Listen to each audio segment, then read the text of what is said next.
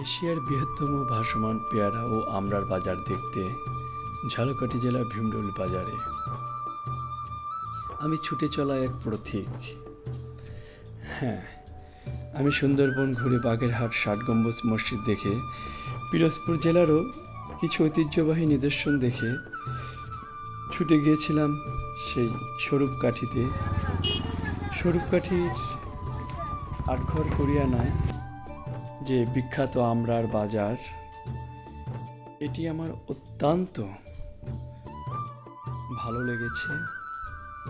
আমার দেখা বাংলাদেশের এটি একটি সুন্দর জায়গা।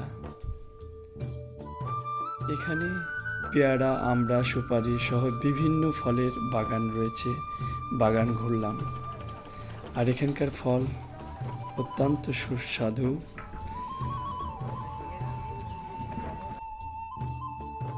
এখানকার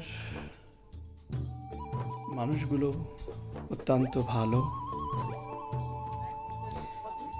এখানে এসে আমার বারবার মনে হচ্ছিল সেই কাজী নজরুল ইসলামের একটি গান,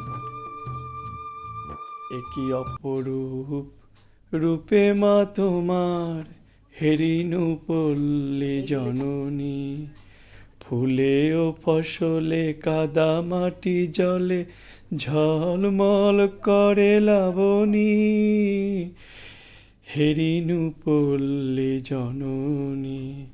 রৌদ্র তপ্ত বৈশাখে তুমি চাতকের সাথে চাহ জল, আম কাঁঠালের মধুর গন্ধে জ্যৈষ্ঠ মাতাও তরুতল।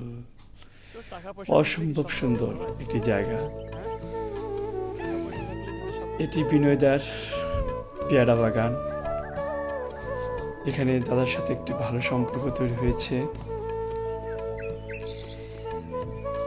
এখান থেকে এই জায়গাটি দেখার পর সন্ধ্যা হয়ে গেল। সন্ধ্যা হওয়ার পরে চলে আসলাম সেই ভীমরুলি ভাসমান পেয়ারার বাজার দেখতে।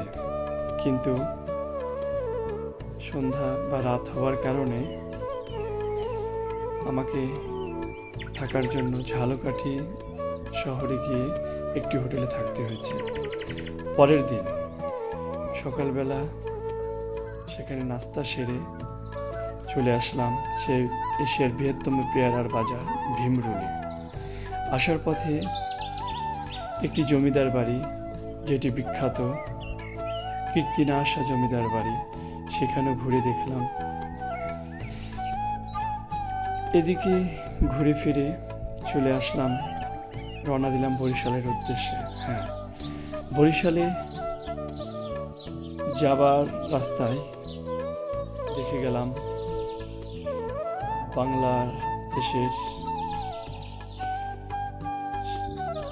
বাংলার বাগ শেরে বাংলাকে ফজলুল হক স্মৃতি জাদুঘর ও তার বাড়ি, এবং গুঠিয়া মসজিদ। বরিশাল যাবার রাস্তাতেই আমরা পেয়ে গেলাম। গুঠিয়া মসজিদ পার হয়ে গিয়ে দেখতে পেলাম দুর্গা সাগর। হ্যাঁ, এটি সেই দুর্গা সাগর, বরিশালের পাশে অবস্থিত। এভাবেই ছুটে চলি।